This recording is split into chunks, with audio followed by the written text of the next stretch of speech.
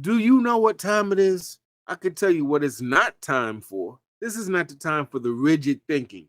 Well, I'm in this religion and we don't see color and we don't see. Oh, I hear you, but you better know what time you in. We're nationalists. We're Pan Africanists. We don't mess with the people that's Negroes. I hear you, but you better know what time you in. We're gonna need everybody, as long as they're not traitors to the race and they're willing to put in work and they're honest and have integrity. We could use them on this team.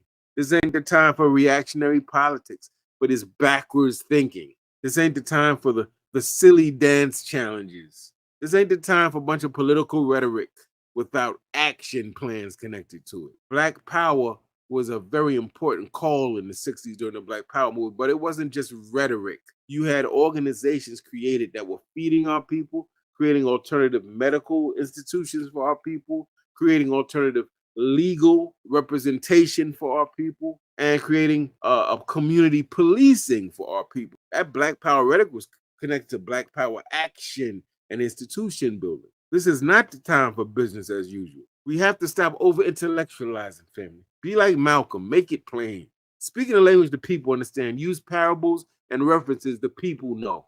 Help people understand the urgency of what time it is. Don't speak so over people's head that they falling asleep. We have to act urgently. I hope you consider some of the things I laid out. With that said, thank you for listening. Peace and Black Power, family.